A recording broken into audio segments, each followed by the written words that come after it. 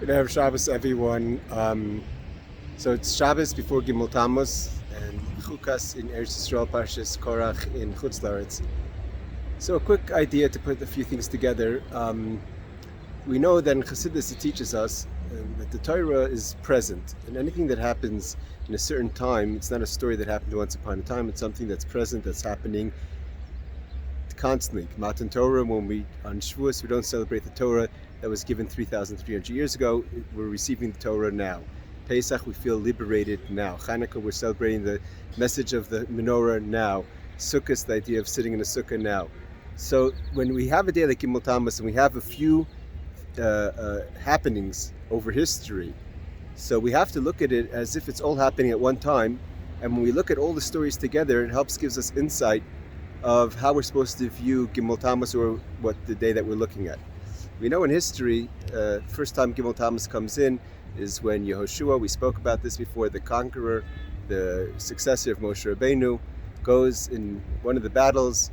He says, Shemesh Givon Dom, the sun must be silent in Givon, so the war could continue and the Jews could have, the Bnei Israel could have more light to fight more. The question is if it stopped for 36 hours or 24 hours.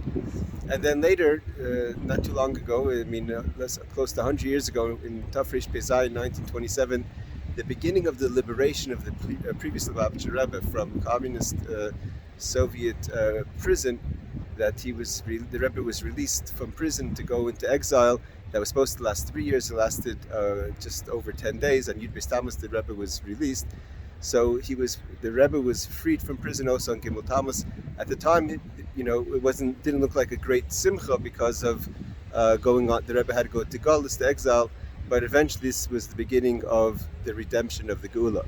And then in 1994, Tafshin Nun Daled, the Rebbe's Yortzeit was on again Motzei Shabbos Gimal Tamuz. So to understand it all together and connect it maybe a bit with Korach and the message that I think we should try to contemplate on about the Rebbe's message going forward 28 years ago, is that the Rebbe asked the question, what does it mean that Yeshua says Shemesh B'Givon Dom, the sun should be quiet? What does it mean to be quiet? And we know that all of Hashem's creations, especially within Seder Shtalshlus, we say it every day in the Halalukas, that everything praises Hashem, everything sings shiras to Hashem. The Melachim, we know that the prophets tell us about the shiras of the Melachim, the singing, the songs of the angels.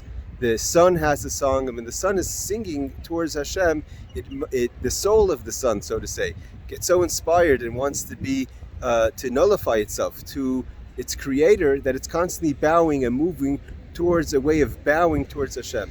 So when Yeshua wanted the sun to stop setting and stop moving in a way of bowing towards Hashem, he says, don't sing. If you don't, be quiet. If you don't sing, then you don't move, because all of Hashem's creations, like the angels, they all move through singing.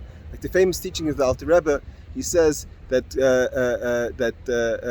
Kol hayotzin b'shir, nimshachim b'shir, that animals that have leashes, it's called a shir. The Alter Rebbe translated it to mean that anything that moves with music, with singing. So when you sing, it's a moving. Now the Rebbe says that in Chassidus we learn that the neshamas also sing. Now, although the prophets don't talk about it, it's only because the prophets don't hear it. It's such a high level of music that's even beyond the ears of the prophets. But the angels also, the souls also sing, because anything that moves sing. So if the souls are moving, and we know, like we spoke last week, the idea of Ratzei v'Shoiv, that we're constantly yearning towards Hashem and moving back towards creation, towards building this place and making a dir b'tachtonim, a resting place for Hashem. So we're constantly moving. If we're moving, then we're singing. And when Yehoshua tells the sun, you have to be quiet, because your singing, your song is interfering with the song of Bnei Israel. And because the Bnei Israel have to sing a different tune now, you have to stop singing. And that's really the message of Gimal Tamuz. The previous Lubavitcher Rebbe spoke before he went on to exile. He said that Al tigu b'mishichai, don't touch my anointed ones. And the anointed ones are the children. Don't touch the children that need Jewish education. Don't touch the education for the future of the Jewish people.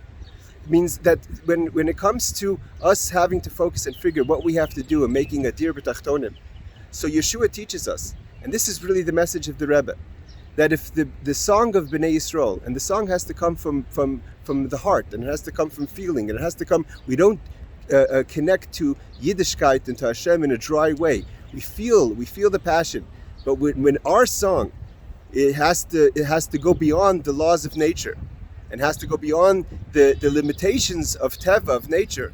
So Yehoshua says the world has to stop singing, because the Bnei Yisrael, in order to make a dir b'tachtonim, they can't be confined to the limitations of nature. And I believe that on Gimal Tamuz, we see the success of the Rebbe Shluchim, and in general of Yiddishkeit spreading in a way that never spread in history. So many people learning Torah, so many people learning Chassidus in all languages, Shiurim, live. The Rebbe said on Gimal Tamuz, Shemesh b'givon dom, that the nature has to stop.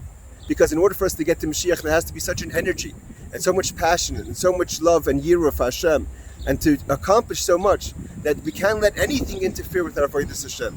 And maybe Zoyche Taka, to be true Chassidim, the Rebbe, and live that passion, and give good reason for the sun to not just be quiet, but to help us, till we all sing the song Shir Lanu Shir Chadash with Mashiach, Bekarv Mamash, Good Shabbos, and a meaningful Gimal Tamuz.